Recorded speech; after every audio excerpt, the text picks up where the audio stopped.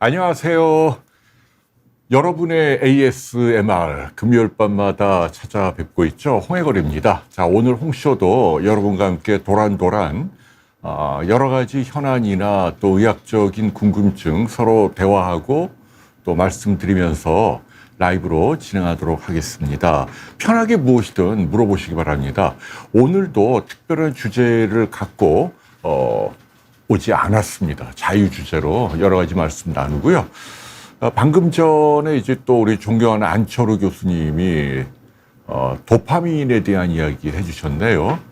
요새 아주 핫 이슈죠. 저도 좀 도파민 과잉인 것 같아요. 그래갖고 이게 지금 오늘 이제 제 경험 하나만 잠깐 말씀드리면, 날이 덥다 보니까 근데 이제 저는 또 뭘 해도 뭐 좀 뿌리를 뽑으려고 막 하다 보니까 말이에요. 어제 처음으로 야간 자전거 타기를 했거든요. 76km 밤에 집에서 저녁 7시 밥을 먹고 바로 출발을 해서 12시 조금 안 돼서 도착을 했습니다. 좀 많이 피곤하죠. 그런 상태에서 오늘 이제 저도 오늘 폐 검진 수술한 지 2년 넘었으니까 재발했는지 여부를 확인하기 위해서 삼성 서울병원에 다녀왔고요. 근데 뭐 여전히 사람들이 바글거리더라고요. 전공의 파업에도 불구하고 신규로 받는 건 좀 제한을 하지만 기존의 환자들이 계속 오니까요. 그리고 이제 오후에는 집사람 또 우울증 치료하느라고 한 정신과 병원에 같이 다녀왔는데, 제가 이제 한 가지 에피소드를 말씀드리면, 이제 코에다 이렇게 넣는 치료죠. 에스케타민, 스프라바토 치료하고, 그거는 이제 하다 보면은 좀 약간 정신도 몽롱하고 약간의 해리에 뭐 울렁거리고 토하기도 하고 뭐, 그래갖고 이제 기진맥진한 사람을 제가 부축을 해갖고 엘리베이터를 탔는데, 어떤 한 남자가 너무 시끄럽게 전화를 하는 거예요. 굉장히 크게. 뭐 전화할 수도 있는데 좀 예의상 뭐 이렇게 조곤조곤 하는 게 아니고, 야, 뭐 업무상 뭐 어쩌고저쩌고 막 너무 당당하고 뻔뻔한 거예요. 그래갖고 제가 막 화가 치밀어 오르더라고요. 정말로 어마어마한 분노와 적개심이 생기고, 뭐 저런 인간이 있지 하고 이렇게 딱, 제가 선글라스를 저는 끼고 있었습니다만은 이렇게 뒤돌아서 이렇게 쏘아 붙였는데, 그래도 뭐 여전히 떠들더라고요. 그냥 한 대 팍 쥐어 막았으면 속이 시원한. 여러분, 제가 이 공적인 방송에서 이런 얘기해서 죄송한데, 제가 오늘 드리고 싶은 메시지는 뭐냐면, 그 인간이 나쁜 사람이죠. 너무 시끄럽게 떠드는 거예요. 뻔뻔하고. 그런 사람은 뭐 어디 가도 환영 못 받고, 그 매너 갖고는요, 어디 가도 찬밥이고 벌을 제대로 받을 겁니다. 뭐 돈을 제대로 벌겠습니까? 뭐 사회에서 승진을 하겠습니까? 기초 예절도 모르는 인간인데요.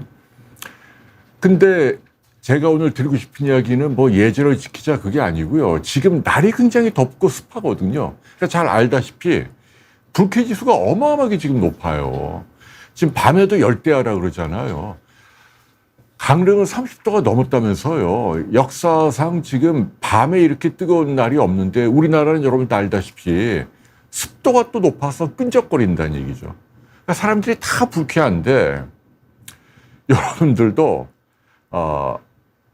두 가지죠. 뭐 충동적으로 화를 내면 안 된다. 만일 제가 또 뭐 집사람도 아픈데, 물론 저는 참았습니다만은 또 소시적에 또 이렇게 끼어드는 거 좋아하니까 그거 좀 조용히 합시다 뭐 이렇게 뭐 저도 얘기할 수도 있는데, 그러다가 시비라도 붙었으면, 요즘 같은 때는 정말 단순히 주먹 다툼이 아니고 뭐라도 있으면 뭐 사람을 다치게 할 수도 있지 않나, 그런 생각이 좀 들어요. 그래서 지금은 다들 좀 조심해야 합니다. 일단은 원인 제공을 하면 안 되고, 다른 사람에게 불쾌감을 주면 안 되고, 두 번째는 설령 그런 일이 있다더라도 그저 참아야 합니다. 예.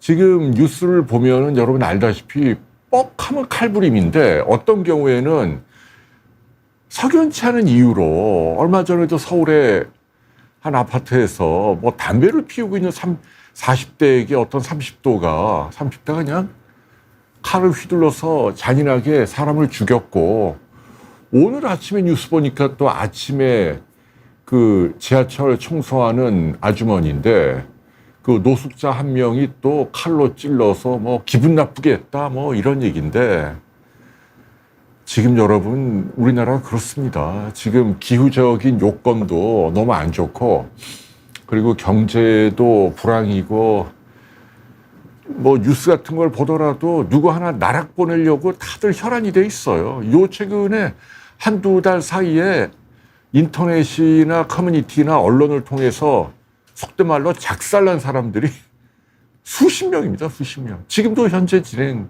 뭐 찌양도 그렇고, 뭐 강형옥부터 시작해서 뭐 그 유명한 누굽니까? 백종원 씨도 많이 맞았죠. 뭐 중간에 누가 있나요? 뭐 굉장히 많은 그 오피니언 리더나 이름 좀 알려진 사람들 피 터지게, 뭐 그 손흥정 씨도 그렇고,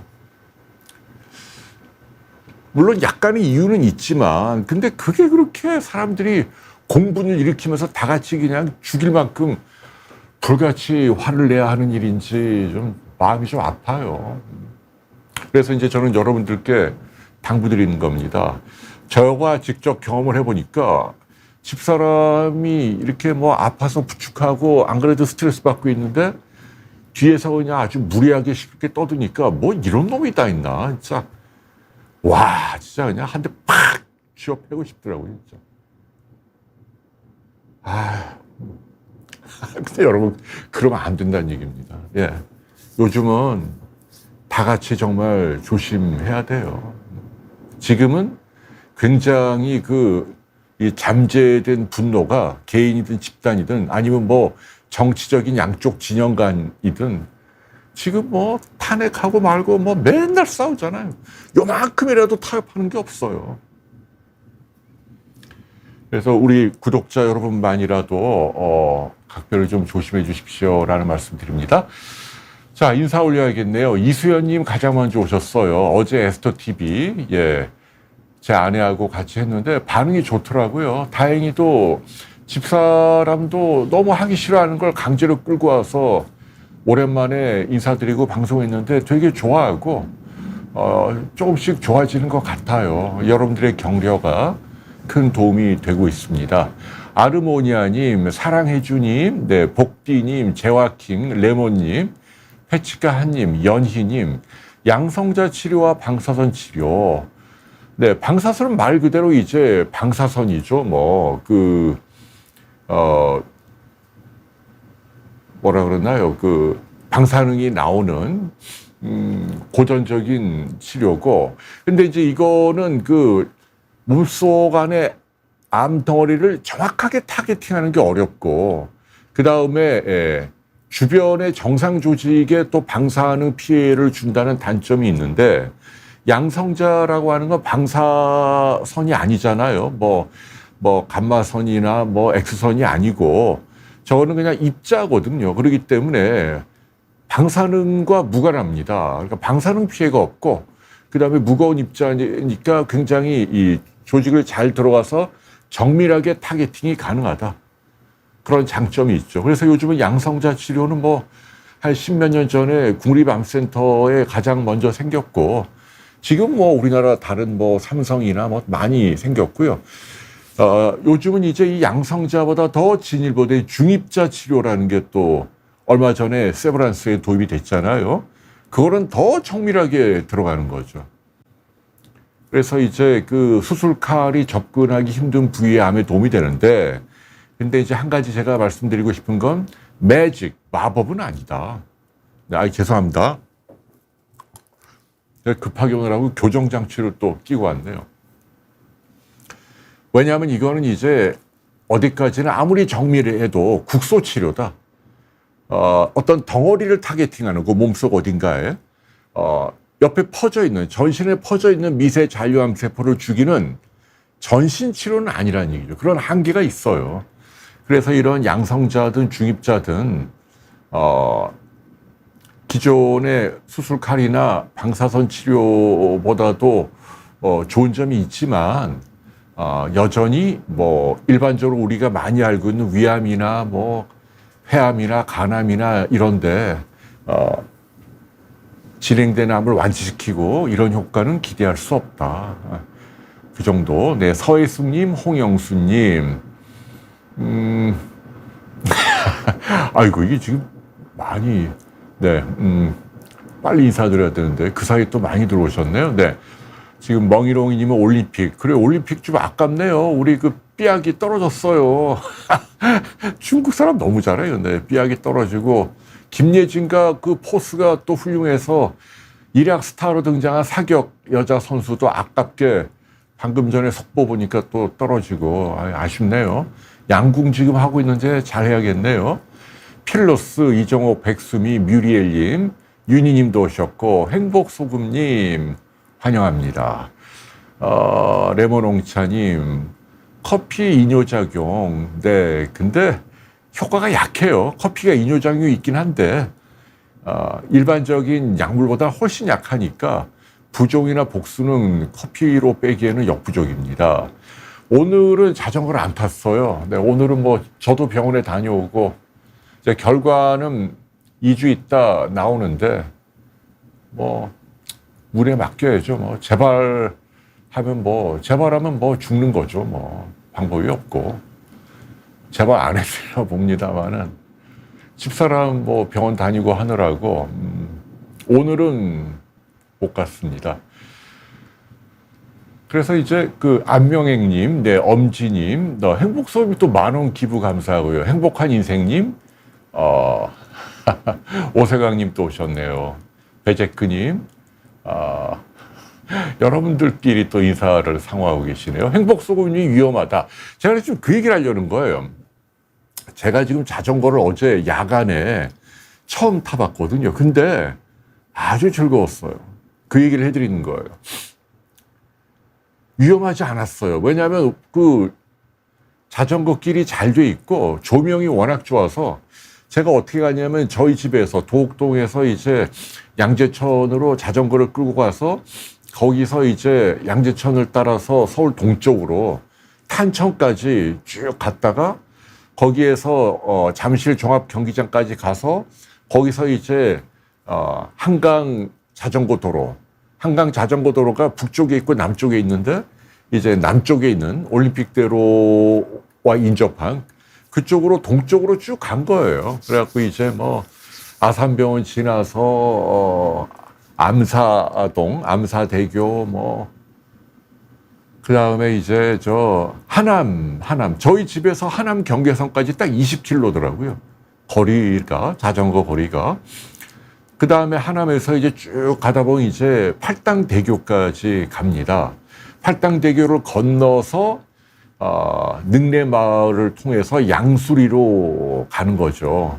그리고 이제 그 팔당댐 터널 지날 때 너무 시원해요. 그냥 에어컨 바람 나오듯이.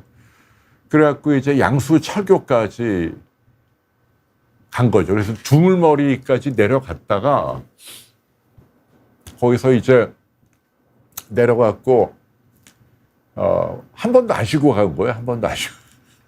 거기까지 38km예요. 38km를 한 번도 안 쉬고 가서 이제 그 편의점에서 포카리 스웨트 이렇게 하나 딱 마시고 그 다음에 또 안 쉬고 쭉 또 집에 오니까 뭐 11시 한 40분 정도 되더라고요.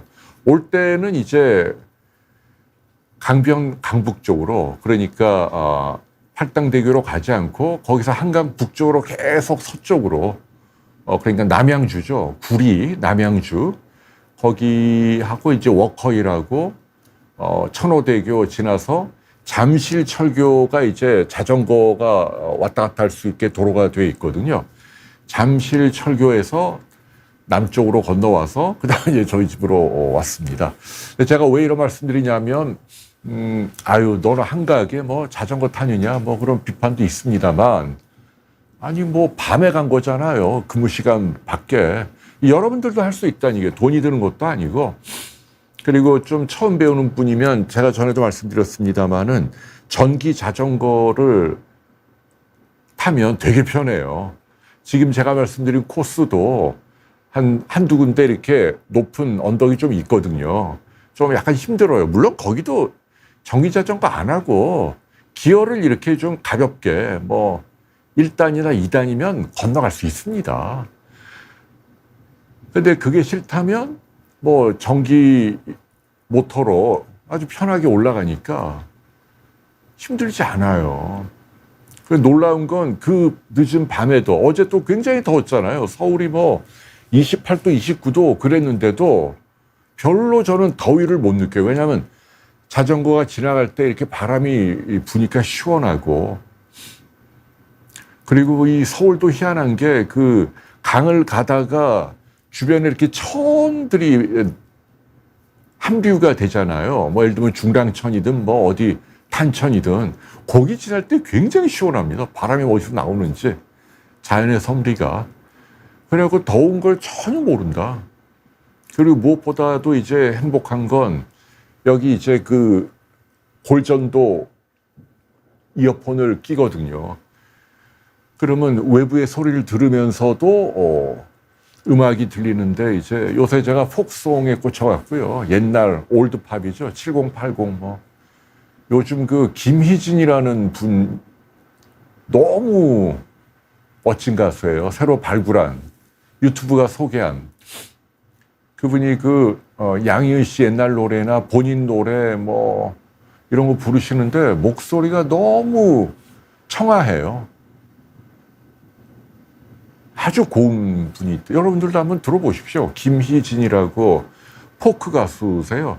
라나 에로스포라고 옛날 듀엣 있었잖아요. 거기 마지막 그 여자 가수기도 하셨고, 근데 뭐 지금은 언더그라운드로 많이 공연도 하시는데, 아우, 진짜 음성이 너무 좋아. 너무 좋아. 그래서 그분 뭐, 노래 듣고 이렇게 달리니까요. 아주 행복했습니다. 그래갖고 이제 저도 이게 덕질을 하게 됐어요. 그래서 그분 노래가 마음에 드니까 공연을 언제 하나만 관심 깊게 지켜보다가 찾아보니까 이번 달에 인천 송도에서 맥주 축제 같은 걸 한다 그러더라고요. 송도에서. 거기에 그분이 나와서 밤에 노래를 부른대요. 그래갖고 제가 지금 표를 4개 구해갖고 집사람하고 함 선생님 4분하고 가려고 그래요. 가서 이제 맥주 그냥 마시고 노래 듣고 그리고 돌아오려고 합니다. 여러분, 제가 너무 좀 노는 얘기만 했나요? 네, 아무튼 놀라운 건 어제 그 늦은 시간인데도 그 밤에 꽤 많은 분들이 자전거를 타더라. 양평에서 막 서울까지. 그 시간에 여성분들도 많이 와요. 참 희한해요. 자전거가 지금 많이 대중화된 것 같아요. 네, 성수님, 정성수님, 키여우님, 주님, 이주야님, 흉부 엑스레이 하얀 거, 재검 결과 제 얘기대로 아무 이상 없었다. 오, 다행입니다. 축하합니다. 자, 그 다음에 공공님, 애슐리님. 애슐리님은 그냥 바로 무식하다, 뭐 이렇게. 예. 사라영님, 네, 배제크님, 화를 참아야 돼. 요즘은 진짜 서로 참아야 돼요. 큰일 납니다, 진짜. 윤희님 말씀대로 제가 뭐 말다툼하다가 뭐 약간이라도 폭력이 오고 갔다. 뉴스에 나오죠.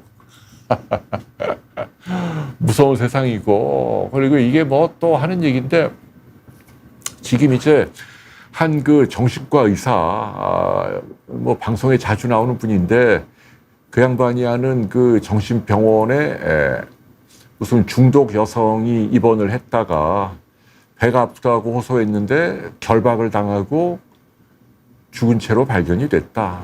그래갖고 지금 또 많은 비판을 받고 있어요. 마음이 정말 안타깝네요. 당연히 이제 뭐 좀 더 세심하게 환자 상태를 관찰하지 못한 병원 잘못입니다. 명백하게. 억울하게 돌아가신 건 맞고. 다만 그런데 한편으로 제가 또 주목하는 건 뭐냐면, 근데 이제 이 해당 사건의 경우는 아닙니다만, 우리나라 현실에서 보면은 많은 정신병원들이 열악해요.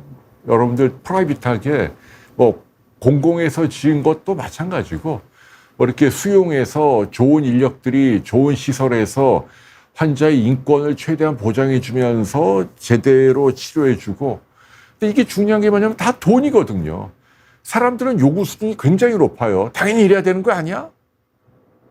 그런데 그게 공짜로 되는 게 아니잖아요. 누군가가 페이백을 해야 되는데, 그러다 보니까 이제 거기에서 갭이 생기는 거고, 제한된 인력에 뭐 하다 보면 소홀해질 수밖에 없고 등등등등.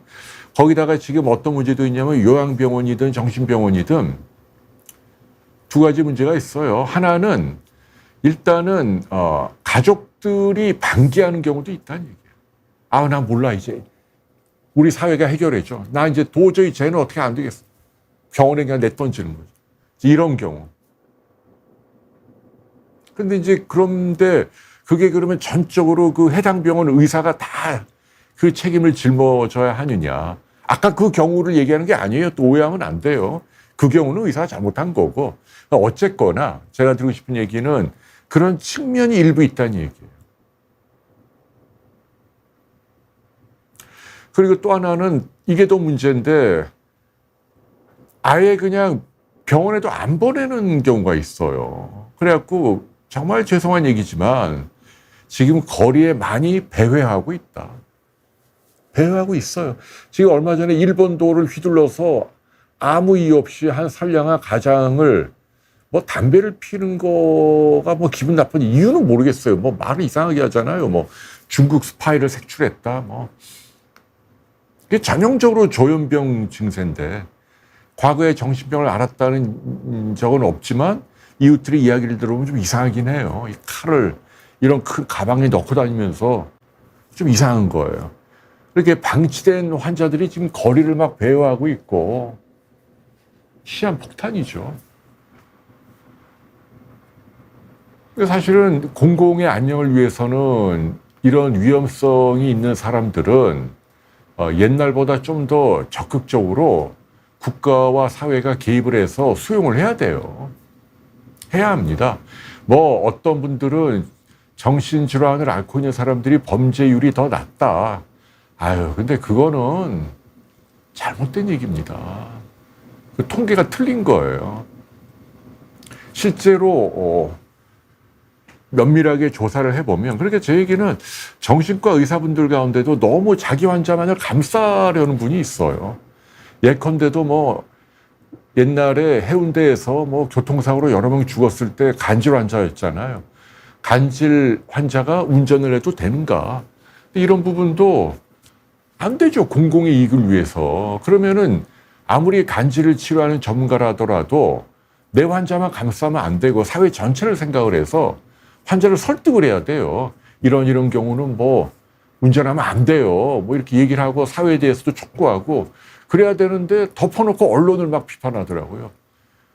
간질 환자는 뭐 그렇게 배관시하고 해도 되냐? 뭐 약물 먹고 잘 치료하면 뭐 문제 없다. 뭐 그게 좋은 게 아니잖아요. 조현병도 마찬가지예요. 일부 의사들은 너무 또 환자를 감싸요. 환자의 인권을 뭐 생각해야 되고 사회적인 낙인 찍기와 편견이고 뭐. 근데 현실적으로 지금 얼마나 많은 흉악범이 이른바 조현병 망상으로 생깁니까? 의사도 죽었잖아요. 의사도. 한번 언론 보도 보세요. 어마어마하게 많이 나오고 있는데 이런 현실을 내버려 두고 그거는 올바른 전문가의 태도가 아닙니다. 그래갖고 제가 한번 총대면서 몇 년 전에 비온 데에서 뭐 법을 바꿔야 된다. 이 법을 그냥 특히 그 진보 정권에서 바꿨단 말이에요. 환자 인권 생각해야 한다 해갖고 싹 뜯어와 고쳐갖고 입원이 무지 어렵게 된 거예요. 근데 제 얘기가 사회에서 아무 대책도 없는데 무조건 입원을 못하게 하면 어떡하란 말이에요. 그랬더니 그 무슨 또 뭐 환자 단체하고 뭐 이 사람들이 막 우리한테 막 협박 전화가 날라오는 거예요. 사과해라. 찾아오겠다. 근데 은근히 겁나더라고요. 칼 들고 올지 누가 합니까, 진짜. 아휴, 참. 근데 제가 드리고 싶은 얘기는 저는 그것도 넓은 의미의 PC주의라고 생각을 해요. 이른바 정치적인 올바름. 들으면 그냥 너무 환상적으로 정의롭고 이상적인 선량한 생각과 행동. 극단적인 선량함이죠. 누구는 착하고 싶지 않냐고요. 그러지 못하는 이유가 있는데 이거는 다른 사람들이 책임지고 나는 무조건 좋은 얘기만 하는 거야. 항상 사람들이. 그래가지고 박수를 받아요. 그런 사람들이 출세하고 정치적인 권력을 잡고 사람들의 인기를 얻고 오피니언 리더로 행세를 하고 그러면 그 사회가 올바로 갈까요? 정치적인 올바름이 어느 정도는 바람직하지만 이게 지나치면 현실을 도외시하면 안 된다. 이게 지금 이야기가 어떻게 하다 또 일로. 아니, 그 지금 올림픽도 보면은 최근에 화제가 되는 게 그 권투 선수인데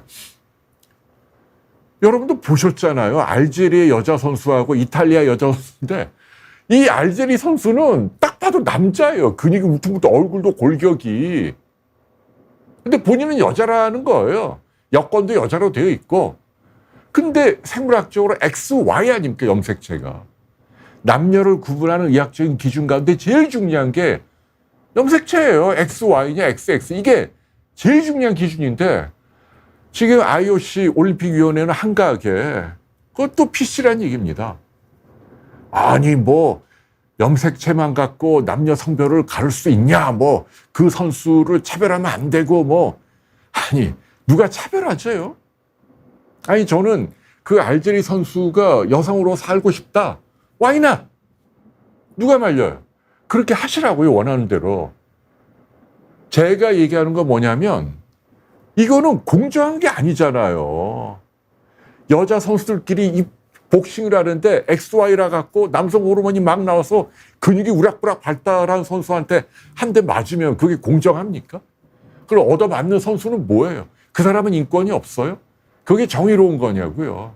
근데 이런 얘기를 요새는 이상하게 입도 뻥끗 못하는 분위기예요. 참. 그게 잘못된 겁니다, 여러분. 그래갖고 그 이탈리아 여자 선수는 한 대 뻥 맞고 코뼈가 부러졌다며요. 이게 무슨 말도 안 되는 얘기입니까? IOC는 정신 차려야 합니다. 그게 정의로운 게 아니고 그게 그들의 인권을 만일 정말 그렇게 하고 싶으면 동일한 조건에 그런 분들끼리만 따로 시합을 하세요. 그러면 운동을 하고 싶다. 그러면 되는 거예요. 근데 누가 보더라도 우리가 상식적으로 딱 봤을 때 체격이나 힘이나 완력이나 근력이나 모든 면에서 남자인데 이 사람하고 격투기를 한다는 게 아이고 참 답답합니다. 이게 정신질환 문제도 말로는 뭐 정신질환자의 인권을 뭐 중시하고 뭐 강제로 하면 안 되고 보호해야 되고 그런 말은 저도 해요. 그런데 뒷감당은 누가 해요? 여기저기서 칼에 찔리고 수용소 뭐 이렇게 제대로 치료할 수 있는 시설도 안 지어놓고 누가 보고 누가 뭘 어떻게 하라니요? 가족도 포기하는데 입만 살아갖고 지금 뭐 필리핀에서 온 그 가사 도우미가 인기라면서요. 서로 좋잖아요. 필리핀에 있는 분들은 한국이란 선진국에 와서 본국에 있을 때보다 돈을 많이 벌고 너무 행복해서 엄청나게 오고 싶어 하고 우리나라는 싼 비용으로 저출산 아기 키우기 힘든데 만족스럽고 서로 좋은데 여기에 괜히 또 PC가 들어오는 거예요. 그래갖고 뭐 전 세계적으로 선진국 가운데 뭐 외국인 근로자에게 임금을 차별하는 나라가 어딨냐 뭐 참 한가한 소리를 해요. 전 세계 선진국 가운데 우리나라처럼 저출산인 나라가 있어요? 지금 우리나라 상황이 선진국하고 똑같냐고요. 그리고 싱가포르는 그걸 왜 해요? 그러니까 그런 한가한 이상론에 매달려 갖고 현실적으로 지금 우리나라 많은 가정에서 힘들어하는데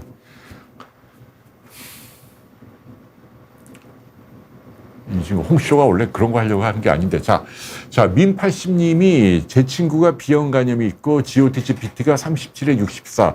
GPT가 조금 높네요. 모발 이식을 받으려고 하는데 캔슬을 냈다. 의사분이 위험한가요? 그게 참 이게 말씀드리기 그런데 B형 간염도 바이러스니까 옮기긴 옮깁니다. 근데 지금 저분은 상태가 나쁘지가 않아요. 다른 병원에 가서 한번 해보세요. 네, 가능합니다. 충분히. B형 간염 때문에 못한다. 물론 옮깁니다. 혈액을 통해서 옮기지만은 그거야 뭐 시술하는 사람이 뭐 칼에 뭐 이렇게 베이거나 뭐 이럴 때 그런 거고. 일반적인 경우는 아닙니다. ARC님이 제가 바라는 의료계의 미래상이 궁금하다. 어려운 질문이네요. 아주 쉽게 말씀드리면 의료는 이제 점점 파이가 커지고 인더스트리도 가장 지금의 IT보다도 규모가 더 커진다는 얘기죠. 왜냐하면 IT가 뭐 사람을 행복하게 하고 뭐 암을 치료하고 빵을 만들고 이런 건 아니니까. 자체가 목적은 아니잖아요. IT는 하나의 수단이고 데이터에 대한 뭐 접근에 대한 이용도나 뭐 이런 거니까. 결국은 싣고 오는 짐, 고속도로 트럭 위에 싣고 오는 짐 컨텐츠는 가장 중요한 게 의료고, 그래서 이쪽은 이제 파이가 점점 커지고 전 세계적으로 인재들이 많이 가야 하고, 다만 이제 제가 안타까운 건 한국의 인재들이 젊을 때 너무 의대에 들어오는 입시에 들들 볶여서 애들이 다 진이 빠지는 거예요. 그래갖고 정작 힘을 발휘해야 할 대학에 들어가거나 대학 졸업 후에 이제 20대 후반부터 죽어라고 왕성하게 일을 해야 할 때 애들이 다 파김치가 돼갖고 아유 나는 이제 귀찮아 그냥 동네에 그냥 깃발 꽂고 평안하게 남들보다 돈 좀 많이 벌고 살래. 뭐 지방 이식이나 하고 점이나 뽑고 레이저하고 뭐 프린스턴에서 뭐 영재고 나와서 수석한 애들이 지금 그거 하는 거 아닙니까? 그거는 잘못됐다니. 그래서 그런 부분에 대한 우리 사회가 적절하게 맥을 짚어주는 게 필요한데 제가 너무 참 안타까운 건 현 정부에서 너무 성급하게 또 과격하게 의사를 늘렸어요. 이게 핵폭탄으로 작용을 해서 참 이게 걱정입니다. 그래서 아무튼 이 부분은 뭐 좀 더 지켜봐야겠습니다만은 다만 이제 부탁드리고 싶은 건 여건은 그렇다 하더라도 젊은 의사분들께 당부하고 싶은 건 인턴 레지던트는 도제입니다. 배우는 과정이니까 그 과정에서 오는 약간의 불이익은 어느 정도는 감내를 해야 돼요. 어느 직종이든 간에 뭐 자격이나 면허를 얻기 위해서 교육을 받을 때는 일반 근로자하고 똑같은 시간이나 임금을 받을 수도 없잖아요. 그래서 그 조건에 대한 부분에 대해서는 너무 이거를 이제 그 기성 의료계와 각을 세우고 막말로 이제 너네들이 나한테 해준 게 뭐야 뭐 이렇게 해갖고는 이 문제가 풀리지 않는다. 그래 적절한 시기에 이제 빨리 돌아오시는 게 좋을 것 같아요.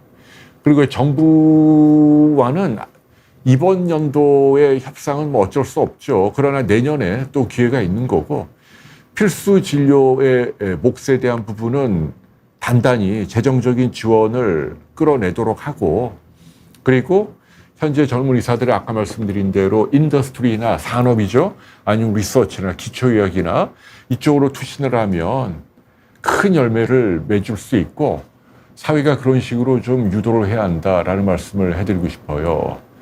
네, 정성수님이 둘 싸우는 아저씨 말렸다가 그러지 말라고 요즘은 그렇게 가르치대요. 그래요. 피해야 합니다. 눈도 마주치지 마세요. 눈 마주치면 특히 정신적으로 핸디캡이 있는 분들은 저 사람이 나를 무시하는구나 이렇게 생각을 한다잖아요. 이건 족보 있는 얘기예요. 그렇기 때문에 칼 휘두를 수도 있어요. 네, 팬디님이 병원에서 근무하시는구나. 그러게요. 정시환 님도 잘했다고 얘기하시고, 유영민님은 체크 난방. 이거 뭐 그냥 유니클로 아무거나 들고 나온 거예요. 콜로라도까지 덥다고 하네요. 그 눈 덮인 아스페나의 콜로라도가 말이에요. 아유, 세상에 왜 이렇게 덥나 모르겠네요. 지금 배드민턴 동메달전인데 지금 금메달 따야 되는데, 그죠? 김영희님 말씀대로 괴롭지만 참고 지나가야 돼요. 배재표님이 양극화로 인해서, 그러게 양극화가 해결이 돼야 하고, 그래서 한국 사회에서는 아무튼 이 재벌 그룹에 있는 분들이 좀 반성을 해야 돼요. 옛날처럼 그 특혜 받고 반칙하고 군대도 안 가고 편법으로 대물림하고 3대, 4대, 5대, 6대 뭐 이렇게 가면 안 됩니다. 윤희님 말씀대로 저는 형량을 높여야 한다고 생각을 해요. 그러니까 판사들도 PC주의에 빠진 분들이 있어요. 사회적인 책임도 있다.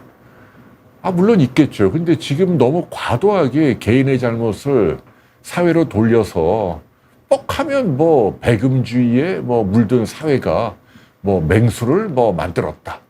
모든 사회 탓이에요, 뭐든. 그래갖고 되냔 말이에요. 어려운 환경에서도 착하게 자라서 성실한 분들이 얼마나 많아요. 오늘 예를 들면 뭐 지하철 청소하다 새벽에 죽은 아주머니도 그런 분들 아닙니까? 근데 그런 분들이 희생당하잖아요. 그러니까 뭐 난민을 수용해야 한다, 뭐 다 좋은 얘기인데, 그럼 뭐 자기 집에 수용할 수 있나요? 그게 과격하다면 그러면 자기 집 옆에 난민 수용소 캠프를 둘 수 있냐고요. 그런 정도까지 각오가 돼 있다는 거 아니에요. 그러니까 제 얘기는 인도주의도 좋은데 현실적으로 일단은 내 가족, 내 이웃, 내 국가, 내 국민을 일단은 좀 먼저 생각하는 마음이 그게 필요한 겁니다. 우리가 그렇게 한가하지 않아요. 저는 걱정해요. 지금 사람들마다 기대 수준이 어마어마하게 높은데 해달라는 게 얼마나 많습니까, 지금. 각계각층에. 나라에 그런데 돈은 없어요.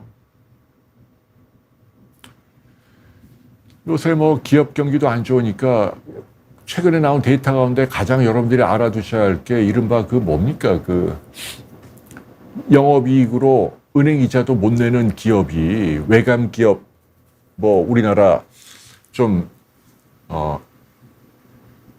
일정 규모가 돼서 외부 그 회계 감사를 법적으로 받아야 하는 우리나라에 몇만 개 기업이 있는데 그 기업의 40%가 버는 돈으로 은행 이자도 못 낸다는 거 아닙니까? 이게 역대 최악이래요, 지금. 사실은 정말 지금 아주 심각합니다. 아주 심각해요. 나라가 지금 이런 와중이라, 그거야 뭐, 네. 그래요. 조커님이 제 걸 보시는구나. 네. 홍영수 님도 칭찬하시고, 네. 엄영경님, 서울찔레꺼님, 민팔십님, 자궁 뇌막이 회색빛이다. 3개월 후에. 일산의 상진님. 근데 이제 산부인과의 그 자궁 내막이 회색빛이다. 어떤 의미로 크게 걱정하지 않으셔도 될 것 같은데 로컬에 있는 병원을 한번 가보세요.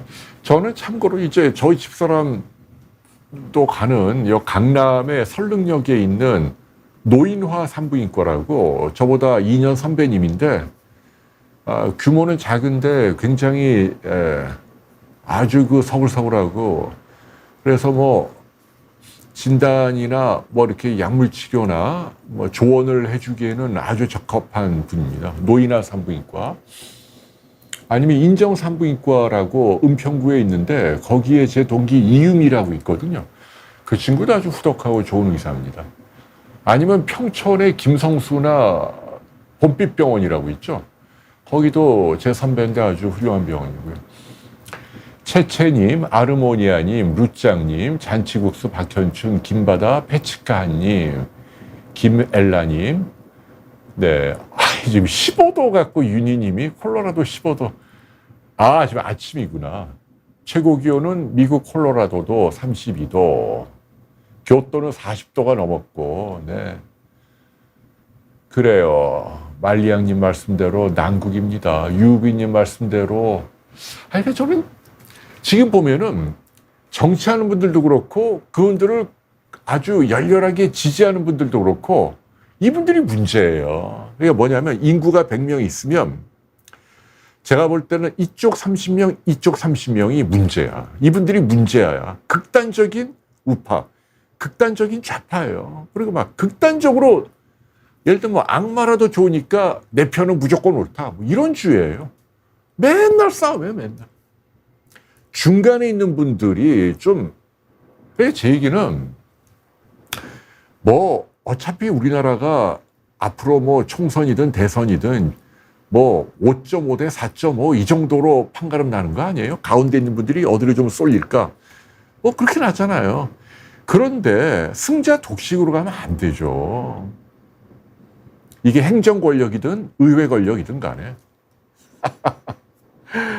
아니 그러니까 이제 승자는 우대를 받아야 돼요. 어쨌거나 다수결 원칙이니까. 그러면 사회 현안이 10개쯤 있다고 합시다. 뭐 경제, 외교, 뭐 세금 문제, 교육 문제, 뭐 의료 문제, 뭐 쟁점이 많을 거 아니에요. 여야가 싸우는.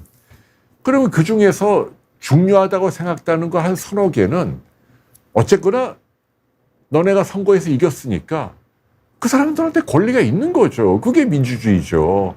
근데 중요한 건 다 그렇게 가져가면 안 된다는 얘기예요. 중요한 거 서너 개 좋아. 그럼 좀 덜 중요하다 생각되는 거 몇 개는 그러면 아쉽게 떨어진 40%를 달릴 수 있는 그런 정책을 또 수용을 해야 될 거 아니에요.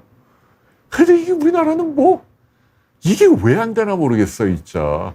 옛날에 정치 실험을 그 남경필 씨가 경기도 지사할 때는 그 실험을 했거든요. 그 양반이 꽤 훌륭한 거예요. 그 당시에 자기가 지사를 할 때도 경기도 의회에 야당에게도 굉장히 많은 인사권과 그 재정권을 줘서 굉장히 협치가 잘 됐단 말이에요. 그 왜 그렇게 못하냐고요. 그 뭐가 그렇게 어려운 거예요. 아이고 참 하여튼. 그러게요. 자전거는요 돈이 많이 들지 않습니다. 예, 물론 뭐 저는 좀 비싼 자전거긴 하지만 그래도 뭐 저도 훨씬 좋은 거 살 수도 있지만 근데 뭐 제가 딱 190만 원짜리거든요. 근데 그 이상 살 필요가 없고 도난 당할까 괜히 신경만 쓰이고요. 뭐 한 100만 원 안쪽으로도 많이 쓰게 제 얘기는 운동하기 굉장히 좋습니다. 네, 류마티스와 점액낭염과 관련이 있나요? 네, 이게 점액낭염이 국소적인 정형외과적인 게 있고 전신적으로 체질 면역학적으로 오는 경우가 있어요.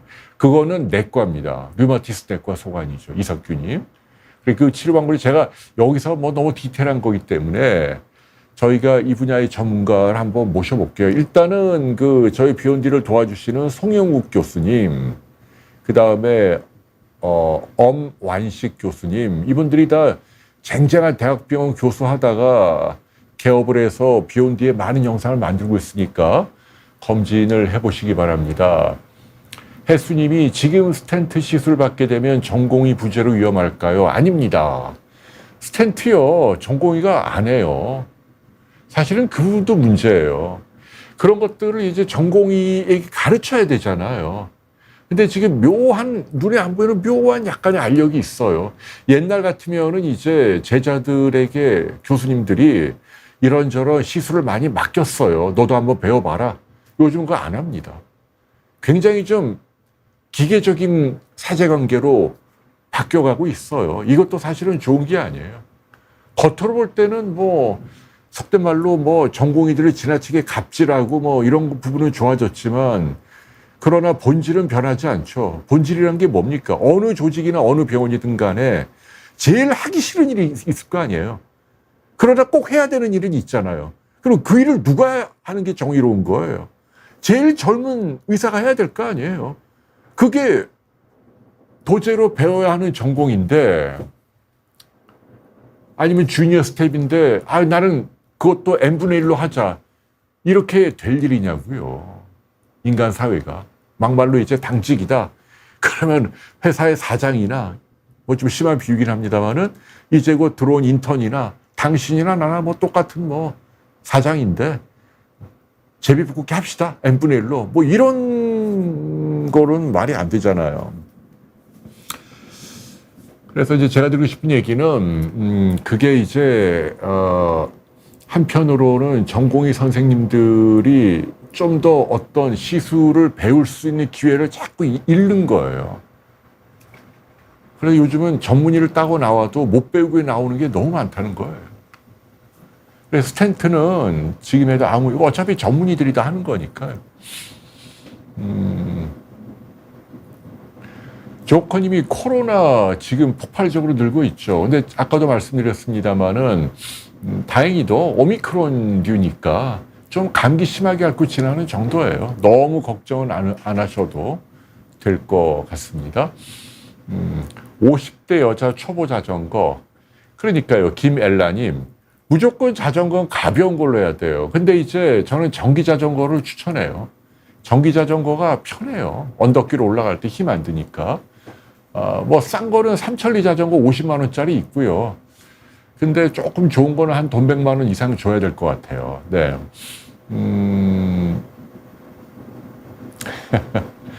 손등이 골절되면, 그렇죠. 신지혜님, 수술을 해야죠. 골절되면. 네. 골절이면 웬만하면 해야 합니다. 근데 이제 모르겠어요. 이게 이렇게 잘 얼라이먼트가 맞아갖고 어긋나 있고 뭐 출혈도 없고 그러면은 깁스 같은 걸로 고정이 되는지도 모르겠네요. 요즘은 손만 전문으로 하는 그 정준모라고 제 동기가 손 전문가입니다. 그래서 강남에 저 KS 정형외과에 있으니까요. 한번 가보세요. 제 얘기하시고요.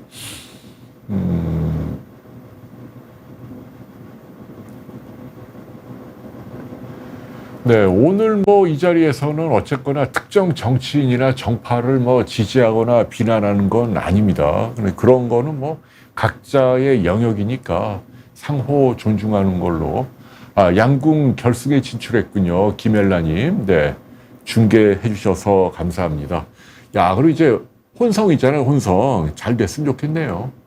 대단해요. 아무튼. 개인전도 다 따고. 혼성도 그 김우진하고 그 선수죠. 제일 잘하는 에이스들. 그럼 오늘 할래나? 곧 있으면 하겠네요. 그러면. 케이스에서 정주모 선생님이 나갔나요? 배롱나무님? 어디로 갔지? 제 동기인데. 한번 알아봐야겠네요. 네, KBS 제 강연이 도움이 됐다고 비읍 이응님이. PTL님이 폐검진 잘 다녀왔냐고. 제가 아까 말씀드렸어요. 오늘 삼성 서울병원에 와서 뭐 피 검사하고 폐기능 검사하고 또 이렇게 CT 찍었죠. 아무튼 조영제 넣고요. 촬영하더라고요. 근데 이렇게 선글라스 끼고 가도 사람들이 많이 알아보더라고요. 그리고 저는 이름이 특이해갖고 뭐 가운데 뭘 하나 가려도 전광판에 뜨면 대번 알아보고. 그리고 어떤 분은 막 제 이름을 크게 홍해걸씨 하면 그냥 사람 다 쳐다보고. 아무튼 아유 박사도 왔네요. 뭐 다 이러고. 아무튼 예, 윤희님 감사합니다. 아마 뭐 확률적으로는 95% 문제 없어요. 그러나 뭐 사람 일은 아무도 모르는 거니까요. 칼만 신드롬이 낭종 양성일 거잖아요. 저라면 한 1, 2년에 한 번 초음파하는 걸로 충분합니다. 네.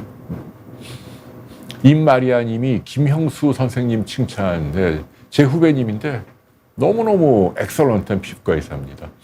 베리타스 주님이 또 덕담을 주셨네요. 네, 결과는 2주 있다 나오는데 물론 빨리 알아볼 수 있어요. 내일이라도 제 동기한테 좀 알아봐줘 하면 알아볼 수는 있는데 어쨌거나 그런 게 다 김영란법 위반이고 뭐 그러니까 다른 환자하고 똑같이 2주 있다 기다려야죠. 뭐. 파킨슨병 영숙이 TV님, 네, 이거는 관리하는 병이에요. 전문가 한 명을 정하세요. 조진환이라고 삼성에 있는 분이 제일 명의로 알려져 있고 저하고 제주에서 인터뷰한 거 있으니까요. 참고해 보십시오.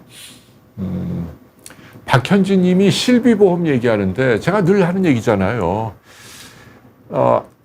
아프면은 실비보험이 도움이 되죠. 당연히. 근데 중요한 건 뭐냐면 내가 낸 돈이 나한테만 쓰여지면 도움이 되는데 이게 도덕적 해이가 있기 때문에 예를 들면 뭐 교통사고인데 나이롱 환자예요. 그런데 뭐 호화 호텔처럼 해놓은 한의원 같은 데 들어가서 실비로 몇백만 원을 뻑뻑 써 제끼거든요.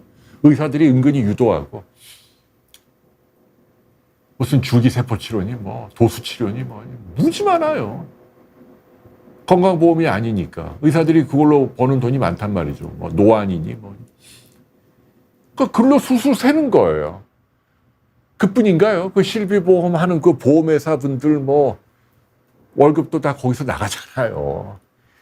그러니까 액면 그대로 평생 내가 낸 돈에서 정작 내가 아플 때 쓰는 건 제가 계산해보면 절반도 안 될 것 같은데. 그래서 제가 하는 얘기가 뭐냐면 그냥 실비보험을 내 스스로 들라고요. 보험회사에 들 필요가 뭐 있어요. 나 스스로 통장 하나 만드세요. 실비통장하고 매달 돈을 거기다 넣어요. 어디가 아프다 그러면 그걸 깨서 쓰시라고요. 그게 훨씬 남는 장사입니다. 물론 이제 아주 운 좋게 실비보험 든 지 얼마 안 돼서 아주 중병에 걸리면 혜택을 보지만 그런 분은 100에 한두 명, 나머지 90명 이상은 내가 낸 돈이 훨씬 많다는 얘기입니다. 그 돈이 엉뚱한 대로 막 새고 그게 현실입니다. 네, 정신건강의학과 파트가 많이 적어진 것 같다. 망고님. 네, 참고할게요. 네. 그래, 베제크님이 예금으로 모으고 있다. 그게 소크라테스 사촌님도 차라리 그래서 저희 비욘디에도 뭐 보험회사에서 우리 같이 계약을 하자. 비욘디에서 어떤 그 특정 실비보험을 밀어주는 광고를 하면 가입하는 환자 한 명당 저희 비욘디에 거의 한 돈 100만 원 가까이 준다고 그랬어요. 정말 속이 타죠. 100명만 가입을 하면 1억을 저희가 버는 거예요. 근데 제가 그걸 거절했습니다. 여러분, 이게 말은 간단하지만 간단한 게 아니에요. 어마어마한 돈인데. 그래갖고 뭐 저 한문철 변호사님이나 뭐 이렇게 좀 사회적으로 셀럽들은 그쪽은 이제 교통사고고 저는 이제 뭐 실손보험으로. 근데 그거는 제가 했다간 어떻게 보면 좀 무책임하고 비윤리적인 행동인 것 같아서 제가 나중에 거절했죠.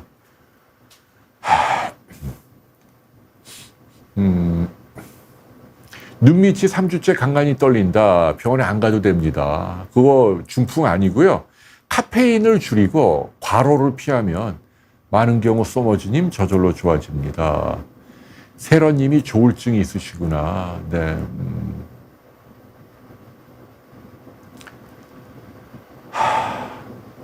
유비님이 기억력이 깜빡깜빡하다. 그거는 뭐 걱정 안 해도 돼요. 양성이죠. 저도 건망증이 많은데요. 뭐 아무튼 걱정해야 될 건망증이 뭔 줄 아시죠? 뭐 이런 거죠. 야, 너 오늘 누구 만나기로 했잖아. 왜 안 왔어? 하면은 맞아, 약속해서 내가 안 갔다. 이런 거는 괜찮은 건망증이에요. 그런데 누가 그걸 지적을 했는데도 그런 약속을 내가 했어? 갸우뚱하잖아요. 이거는 치매입니다. 이해가 되시죠? 아니면 뭘 깜빡깜빡 한다 하더라도 좀 정도가 지나친 경우가 있잖아요. 예를 들면 핸드폰 같은 게 뭐 냉장고에서 나온다라든지 이런 게 자꾸 잦으면 이거는 이제 한번 병원에 가서 약물 치료를 받으시는 게 좋다는 얘기입니다. 조커님이 병원 선택 기준이 있느냐? 저는 당연히 있죠. 저야 뭐 저만큼 대한민국 의사들을 이렇게 종으로 또는 뭐 횡으로 아는 개인이 쉽지 않을 겁니다. 의학 기자를 30년 했고. 근데 제가 여러분께 드리고 싶은 얘기, 요 얘기만 할게요. 뭐냐면은 사실은 동료 의사들에게 물어보는 게 제일 좋아요. 뭐 외과 수술은 외과 의사에게, 산부인과 수술은 산부인과 의사에게. 그러면 제일 좋아요. 근데 그게 어려우니까 현실적으로 뭐 비욘디에 나오는 분들은 어느 정도는 걸은 분들입니다. 저희도 그 전하 박현아 선생님이나 어떤 새로운 분들을 모실 때는 평판을 항상 검증을 하거든요. 그래서 비욘드에 출연한 분들은 물론 100% 개런티는 못하지만 대체로 그 동료 의사들 가운데 신뢰할 수 있고 실력도 있고 평판도 좋은 그런 분이라고 할 수 있다.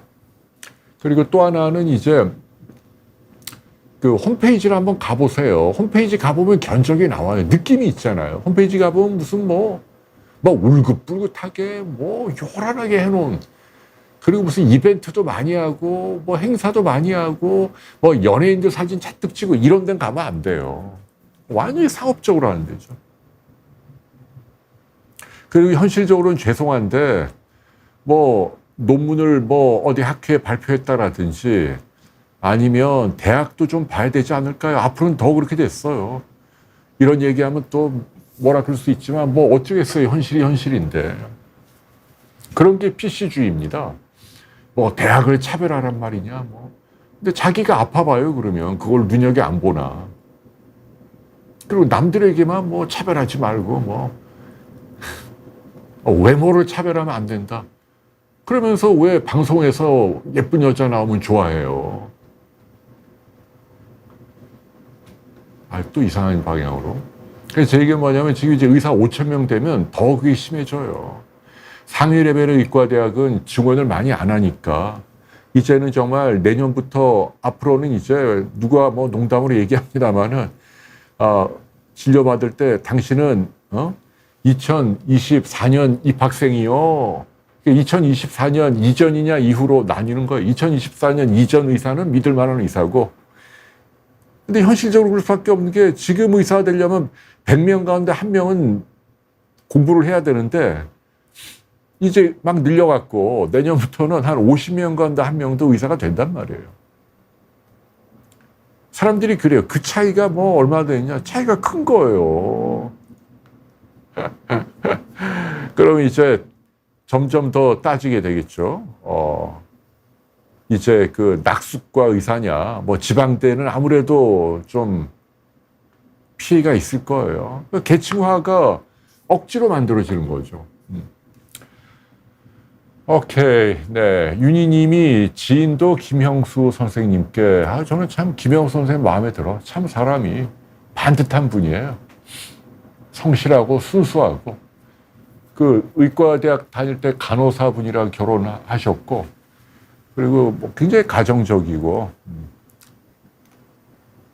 김다나님 동영상 내동맹류 칭찬 감사합니다. KS병원이 벌써 그렇게 바뀌었구나. 참 큰일이네요. 정형외과가 지금 전부 줄기세포로 도배를 해요. 그게 현실적으로 돈이 되니까. 근데 제가 보기엔 많이 과장돼 있거든요. 효과가. 참 큰일이네. 그래요. 네, 지금 저 앞쪽으로는 제가 이게 채팅을 놓쳤어요. 최영수님이 비결핵성 항산성 균층 소견이 나왔다. 네, 요거 사실은 결핵과라고 뭐 제 동기 하나가 있었는데 김원중이라고 삼성에. 근데 걔가 자살했어요. 뛰어내려 죽었잖아요. 왜 그러냐면 이제 그게 돈을 못 버는 과라고 병원에서 좀 구박을 했나 봐요. 그래갖고 너무 상심을 해갖고 굉장히 그 올고들 학자인데 몰라요. 또 어떤 분들은 또 걔가 너무 융통성이 없다, 뭐 별거 아닌 걸로 화를 냈다, 뭐 이런 지적도 있지만 아무튼 그 결핵을 전문으로 하는 최고의 전문가인데 아깝게 죽었어요. 그러니까 그게 우리 현실입니다. 이렇게 이제 지금 최영수님처럼 저런 분들을 제대로 척척 치료할 수 있는 전문가들이 대학병원에서 구박을 받는다는 얘기예요. 왜? 돈을 못 버니까. 현실적으로 지금 저거 하는 의사가 누가 있나. 일단은 그래도 호흡기 내과나 감염 내과 가셔야죠. 뭐. 그죠? 빅5 병원 어디나 큰 문제는 상관없을 것 같아요. 그래요.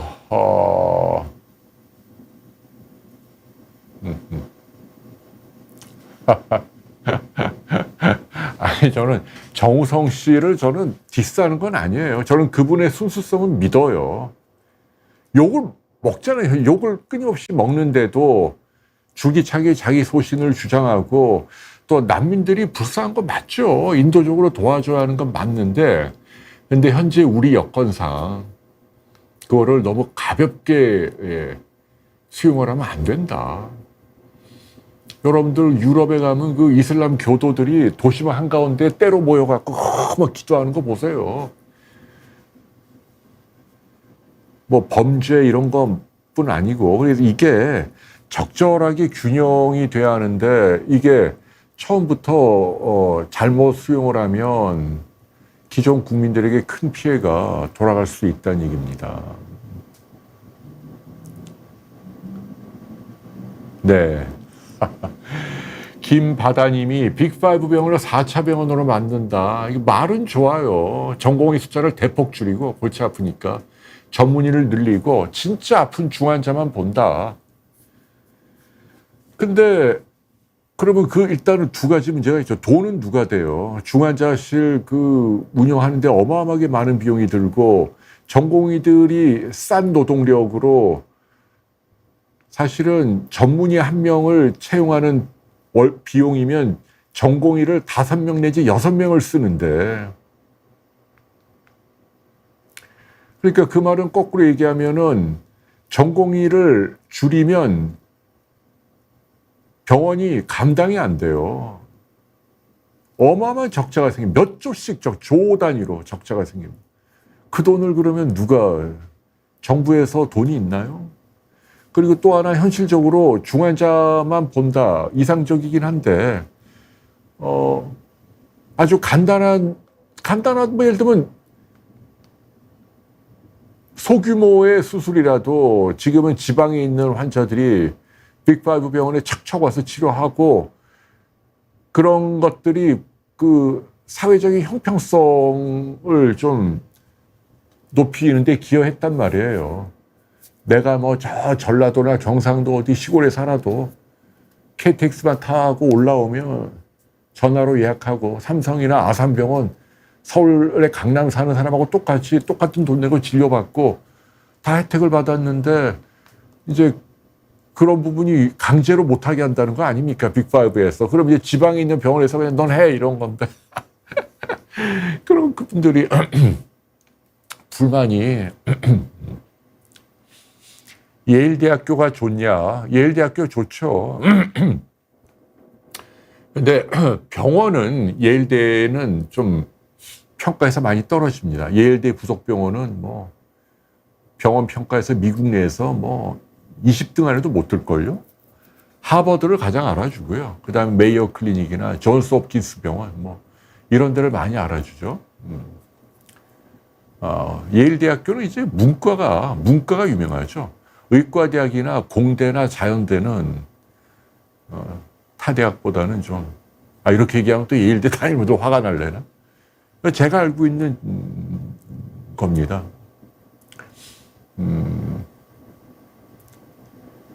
그래요. 여러분들과 지금 대화를 하는 겁니다. 지금 이 채팅이 어디까지? 뭐라고요? 조커님이 저는 프로페시아 카페약을 먹냐? 오리지널을 먹습니다. 한 달에 얼마더라? 25,000원인가? 그 정도야 제가 뭐 쓸 수 있으니까. 카피약도 뭐 괜찮긴 한데 근데 저는 이상하게 우리나라 너무 군소제약회사에서 난립해서 만드니까 조금 믿음이 안 가는 게 있어요.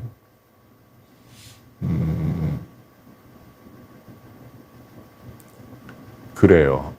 지금 어디까지 갔나요? 스스카이님이 방귀를 참으면 방귀는 어떻게 되는 건가요? 어떻게 될 것 같아요? 그게 이제 장의 점막으로 흡수가 됩니다. 가스가 흡수가 됩니다. 그게 좋은 건 아니죠. 다시 피를 통해서 내 몸으로 들어오니까. 그냥 끼세요.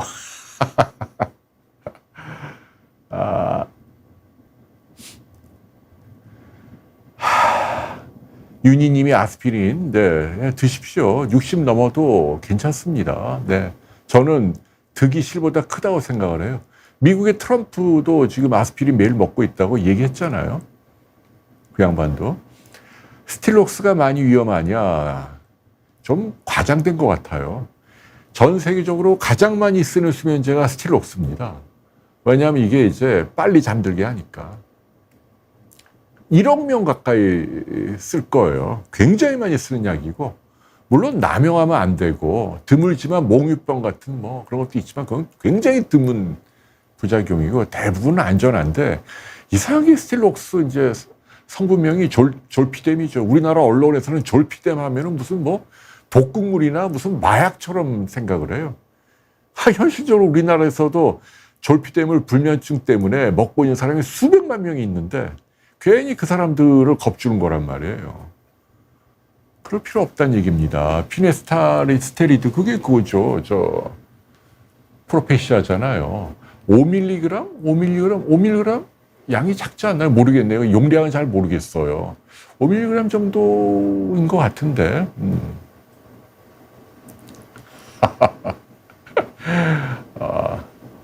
김태나 님이 집사람은 전기치료 28번, 3번 입원해서 전신마취 28번에 스프라바토도 지금 50번 가까이 맞고 참 고생을 많이 하고 있어요.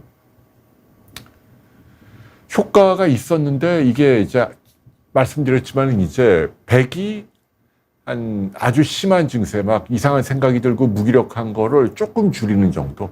100이 한 60 정도로 줄어들고 한 40 정도 줄이는 그것만 해도 굉장히 고마운 거죠. 왜냐하면 이제 버틸 힘, 맷집을 좀 길러주는 거니까. 그러니까 그때 뭘 잘 먹고 또 운동도 하고 그래야 한다는 얘기입니다. 그때, 그 기회. 그러니까 우울증도 그렇고 다른 난치성 질병도 뭘 하면 깨끗하게 낫는다 이런 경우는 거의 없어요. 현대 질병에서는. 우울증도 마찬가지입니다. 그래서 약이나 전기치료나 뭐 아니면은 뭐 스프라바토 같은 신약으로 이런 그 괴로운 증세를 요만큼 줄여주는 정도. 남아있는 거는 그냥 갖고 사는 거예요. 마음가짐을 그렇게 갖는 게 중요하다는 얘기죠. 옛날에도 왜 포로 수용소에서 심리학 논문이 있잖아요. 2차 세계대전 당시에 미군이 일본군 수용소에 갇혔는데 어떤 사람이 생존했느냐? 우리 상식과 달라요. 일부러 낙관적인 사람, 이제 올해 크리스마스 때는 석방이 될 거야. 이제 크리스마스 되면 이제 해방이 될 거야. 뭐 미군이 계속 이기고 있대. 이런 생각을 했는데 막상 크리스마스가 왔는데도 계속 내가 갇혀 있고 전황이 좋아지지 않으면 비관하잖아요. 그런 사람이 빨리 죽었다는 얘기예요. 근거 없이 낙관하는 사람들. 무슨 치료 하나 받으면 깨끗하게 치료가 된다고 생각하는 사람들. 그게 아닙니다. 오히려 내 예상보다도 전쟁이 더 길어질 수 있고 어쩌면 나는 한 5, 6년 있어야 될 수도 있어. 그걸 각오하고 많이 괴롭겠지만 올해 다가오는 크리스마스도 기도하면서 푸시업 운동하고 이러고 참자. 이렇게 좀 비관적인 사람들이 오히려 아주 건강하게 죽지 않고 살았다는 얘기입니다. 좋은 비유인지는 모르겠습니다만은요. 우리 아내도 들어왔네요. 네. 가공님이 배우자로서 고생이 많다. 가공님도 사모님이 우울증이 있구나. 힘들 때가 있고 강아지가. 그러니까 저도 겨울이가 너무 그 위로가 돼요. 걔는 그냥 안고 있으면 기분이 너무 좋아요. 완전 해피메이커예요. 그리고 이제 음악 듣고 자전거 타고 막 돌아다니고 뭐 그럼 행복하죠. 그리고 이제 뭐 그런 거죠. 뭐 인생이 뭐 다 그런 거죠. 뭐 저도 좀 답답할 때가 있어요. 왜냐하면 이제 나름 열심히 살아서 이제 모든 걸 다 얻었는데 이제는 정말 남부럽지 않은 유명세와 뭐 재산 또 아이들도 교육 다 잘 시켰고 며느리도 얻었고 좋은 집에 또 이렇게 훌륭한 직원들과 또 사회적으로 가치 있는 비욘디나 뭐 에스터 포뮬라도 나날이 성장하고 있고 다 좋은데 하나님이 다 주지 않으셨단 말이에요. 이상하게 이놈 우리 집사람이 계속 괴로운 거예요. 계속 기운이 없고 살기 싫고 무기력하고 다 귀찮고.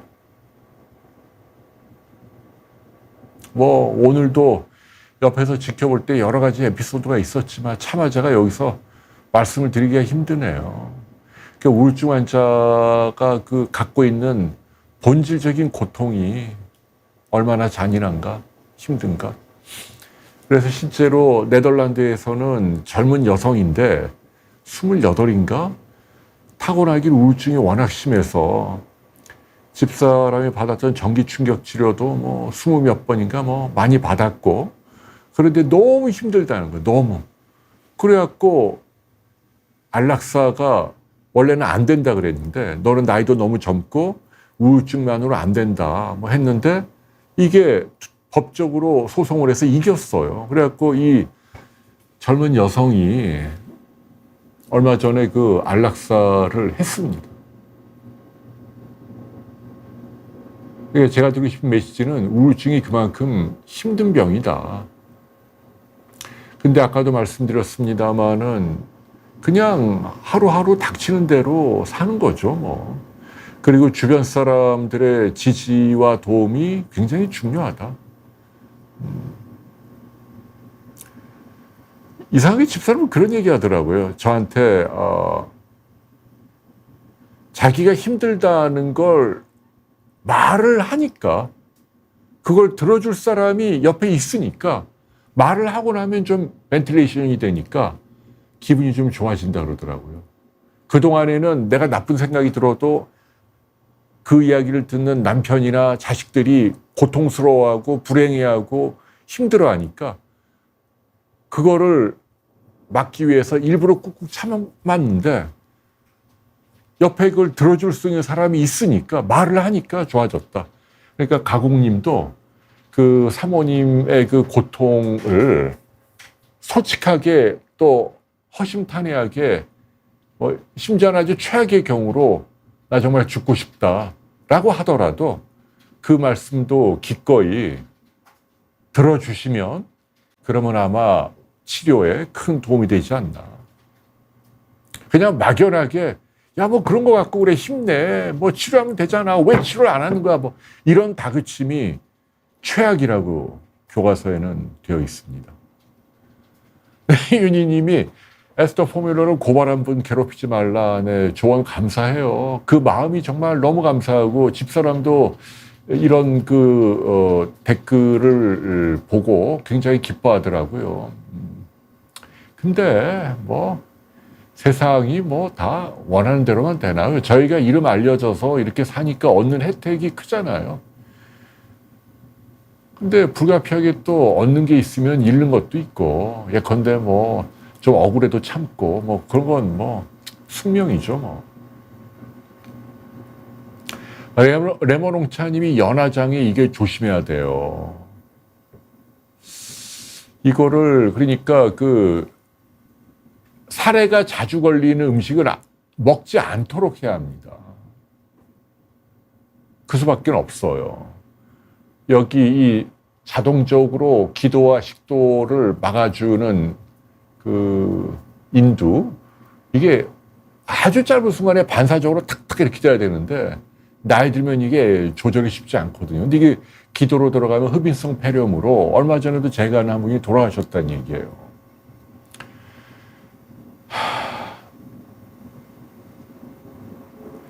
HAL님이 한쪽 신장 크기가 쪼그라져 있다. 기능도 떨어져 있고. 정확한 병명이 뭔지 궁금하네요. 어쨌거나 신장내과를 가야죠. 콩팥내과. 그러니까 저분은 비뇨기과를 가면 안 되고 진료 과목이 콩팥내과, 네프롤로지라고 하는 전문 분과가 있어요. 그쪽으로 가셔야 합니다.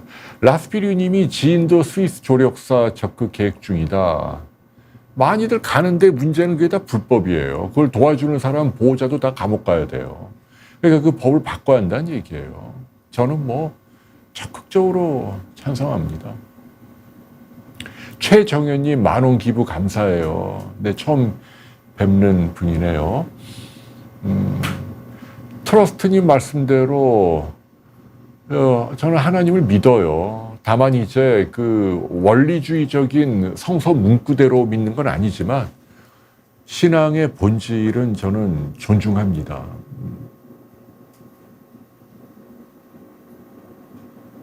엄지님도 실비통장, 김지양님 저희 클럽 회원이 되셨네요.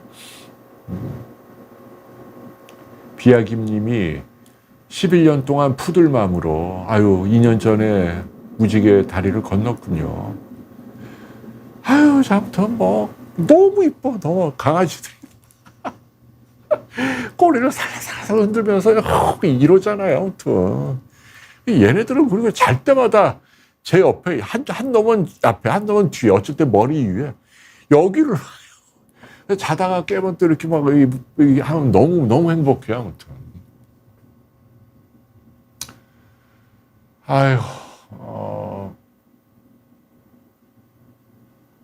윤희님 말씀대로 그럼요. 모든 걸 가진 사람이 어디 있습니까?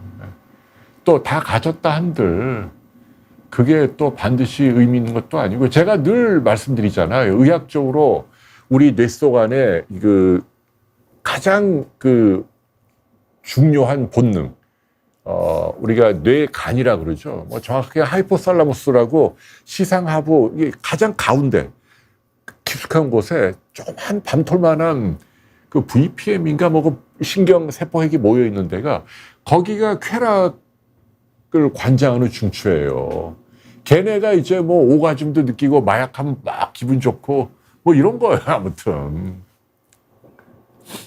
근데 희한한 건 바로 그 옆에 고통을 느끼는 중추가 있어요. 막 괴롭고 아프고 막 이런 데 찔리거나 뭐 누가 죽거나 하면은 그 통증을 막 느끼는, 이게 붙어 있어요. 근데 희한한 건 얘가 막 발달하면 어떻게 되냐?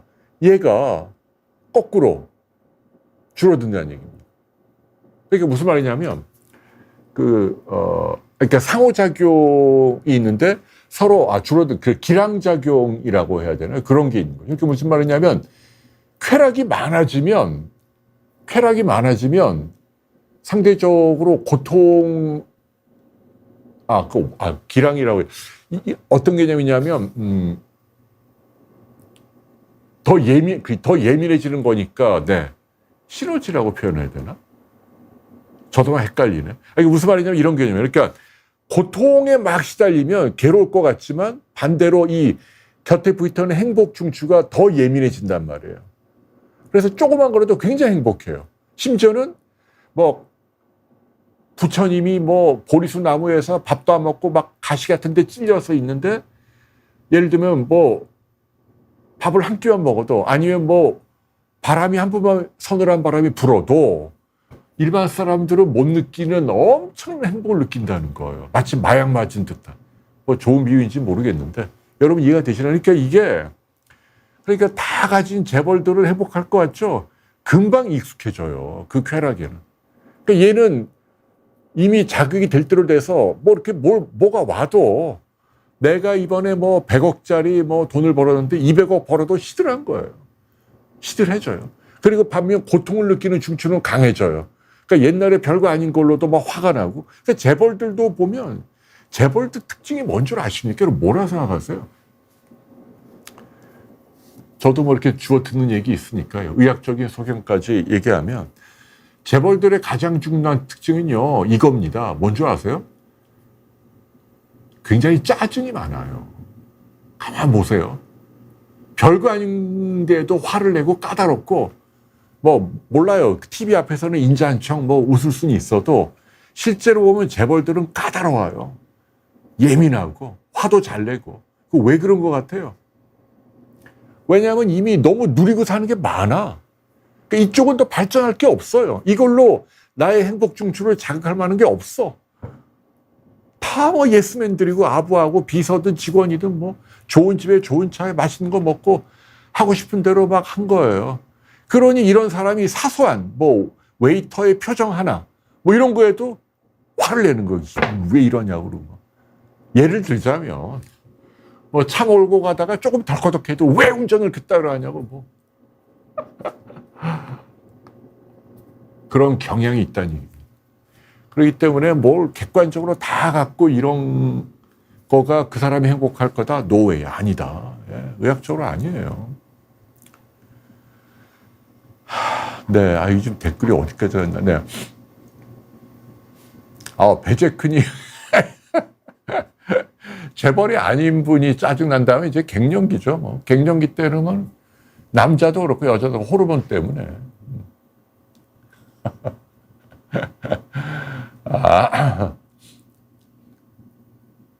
이유진 님이 사후 세계가 있다고 생각하냐?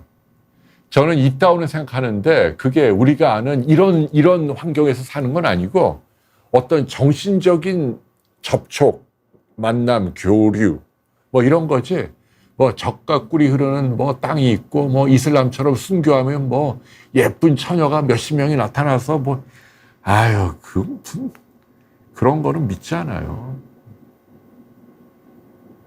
그러나 저는 잘 모르지만 우리가 그걸 디이즘이라고 그러잖아요.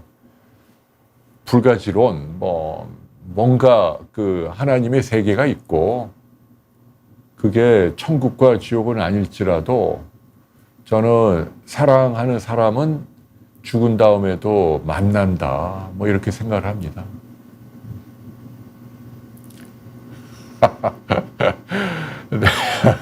내 생각하지님이 몰에서 네 고마워요. 네, 뮤리엘님도 펜로스로 고통받고 있으시구나. 그만큼 강아지가 사랑인데 저는 이렇게 위로받고 싶어요. 사랑하는 존재를 잃어버리잖아요. 두 가지만 얘기할게요. 하나는 뭐냐면 그 사람은 또는 그 강아지는 주인이 또는 가족이 남아있는 가족이 원하는 게 뭘까 생각을 해보세요. 네. 만일 내가 죽어도 내 가족이 저는 행복하길 바라거든요. 마찬가지예요. 그렇기 때문에 너무 위축되지 말고 이미 돌아간 사람을 위해서라도 강아지를 위해서라도 더 행복하게 살자. 그리고 두 번째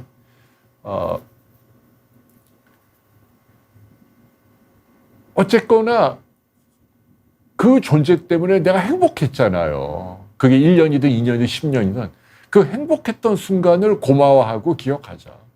죽었다는 사실이 아니고 너가 있었던 그 존재로 인해서 내가 너무나 감사하게도 너무너무 즐겁고 행복했어. 참 고맙다. 그걸 계속 떠올리자. 저는 그게 모르겠어요. 저는 그렇게 할 수 있을지 모르겠는데 늘 마음속으로 훈련을 하고 있습니다. 저에게도 무슨 일이 생길지 모르니까. 비전 메이커님 왜 일본 통화했냐고요. 제가 그걸 어떻게 알겠어요. 근데 그게 이제 조현병 가진 분들의 특징 중 하나예요. 망상이니까 누가 날 미행하고 뭘 죽여야 한다 이런 거잖아요.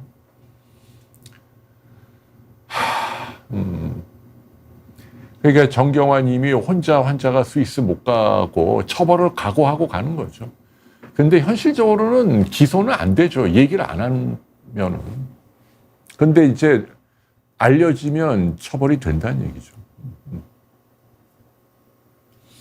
아이고, 시간이 또 많이 됐구나.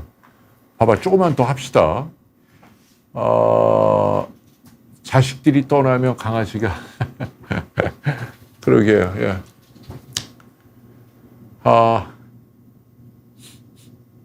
나티코님이 반려견을 만나느냐? 당연히 만나죠. 저는 강아지들도 영혼이 있다고 생각을 해요. 그들이 영혼이 있다니까요. 그래서 둘 간의 이런 엄청난 본디지, 이런 애착이 좋은 경험이 공유되고, 이렇게 죽으면 물론 당연히 썩어 없어지고 분자 원자로 다 돌아가겠지만, 그러나 그 영혼은 우주 공간에 이렇게 물질로만 이루어져 있지 않은 어떤 공간이 저는 있다고 생각을 해요. 물론 이렇게 책상이 있고 이런 데가 아니고 뭔지 모르지만, 그러나 저는 그 강아지를 저는 만난다는 믿음이 있습니다. 분명히 있어요. 물리학에서도 다크매터, 다크에너지 이래갖고 학자들이 연구해 보니까 우리가 알고 있는 원소 이런 물질, 에너지 말고 완전히 다른 세계가 이 공간에 있다는 거 아닙니까?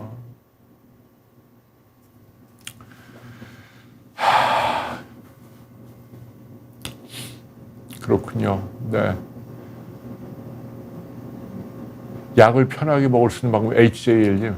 요새 새로 나온 약 있잖아요. 어디더라? 강윤식 선생님이 만든 관장하게 하죠. 옛날 관장하려면 물을 엄청, 요즘 좀 물 많이 줄이고도 관장할 수 있는 게 있잖아요. 이하정 씨 키가 정말 168인가요? 그 정도 돼 보이던데, 키 커요, 하정 씨. 초반은 아니에요. 집사람보다는 좀 큰 것 같고. 집사람이 163이거든요. 오케이. 여러분들 참 별걸 다 물어보시네요.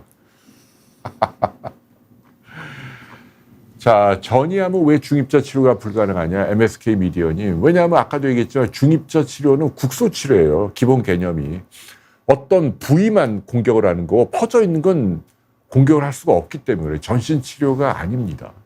그리고 아까 말씀드린 대로 이게 한계가 있어요. 그래서 이게 만능이 아니라는 얘기입니다. 모든 걸 다 치료할 수 있는 게 아니고 언론에서 약간 좀 과장된 면이 있어요. 발치 안 하고 교정한 나름 원예님. 제가 지금 하고 있잖아요. 많이 좋아졌어요, 이게 뭐더라? 인비절 라인이라고요. 오케이. 그래요. 폐렴 2번 걸리고 기관지염 1번. 면역 관련이 있죠, 당연히. 과로하고 스트레스에 시달리고 먹는 거 부족하고 잠 제대로 못 자고 잘 못 쉬고 이러면 몸 안에 염증이 확 올라가요. 면역이 떨어지고. 오케이. 자, 오늘은 이제 시간이 이제 또 11시 반, 된 것 같아요. 여러분, 오늘도 정말 긴 시간 동안, 저와 함께 해주신 건 너무너무 감사하고, 박강우 님이 저희 아들이 뇌간에, 악성 뇌종양으로 양성자 치료 후 MRI에서 재발된 게 낭성 종양으로. 그럴 수 있죠. 너무 다행이네요. 양성과 악성은 하늘과 땅 차이니까. 아무쪼록 쾌유를 빕니다. 제가 전에도 말씀드렸지만 암이라는 게요, 통계 숫자라는 게 있어요. 조기에 발견해도 100에 5은 아무리 열심히 치료해도 죽어요. 반대로 말기 4기에 발견을 해도 퍼져 있고 해도 어떤 사람 한 5% 정도는 5년, 10년, 20년, 30년 산단 말이죠. 그 대표적인 예가 서울대학교 병원장을 지낸 한만청 교수님. 이분이 간에 8cm의 암이 생겼잖아요. 수술로 떼고. 사기죠. 그 다음에 옆에 폐로 전이가 돼서 또 떼고. 근데 지금도 살아계세요. 20년 넘게. 왜 그러냐? 조직검사에서 암으로 나타나서 진단을 받아도 암의 특성, DNA가 사람마다 다 달라요. DNA 스펙트럼이 어떤 암은 똑같은 위암 1기인데 어떤 암은 온순한 암, 어떤 암은 무지 독한 암. 요 아주 독한 그 하위 5% 안에 드는 암은 아무리 일찍 잘라내고 내시경에서 위장을 이만큼 드러내도 깨알처럼만 흩어져 있어도 얘네가 재발하는 거예요. 그거는 nobody knows. 아무도 몰라요. 의사도 몰라요. 물론 요즘은 의학이 발전해서 그 암세포의 DNA를 NGS나 이렇게 유전자 검사를 해보면 일부는 예측할 수 있어요. 이놈은 독한데? 이놈은 이 항암제만 듣겠는데? 얘는 약을 써도 안 듣겠는데? 이거 예측이 가능한데 아직은 스몰 포션이고 몰라요, 아직. 그래서 지금 아까 그분도 비록 여기에 말기든 뇌종양이 있다 하더라도 아까 말한 좋은 쪽 5%에 들어가면 아주 그게 크기는 크거나 옆에 있어도 DNA의 톡시티가 네이처죠. 특성이 굉장히 온순한 놈이면 그러면 오래 살 수 있다는 얘기입니다. 그런 쪽으로도 한번 기대를 해봐야 할 것 같아요. 자, 오늘 늦게까지 윤희님, 민파씨, 자네통님, 티파니님, 최정현님, 트러스님 모두 감사합니다. 이제 마무리할게요. 여러분 더운데 조심하시고 아마 다음 주 금요일은 제가 제주에서 여러분께 인사를 올려야 할 것 같아요. 여러분 감사합니다. 안녕히 계십시오.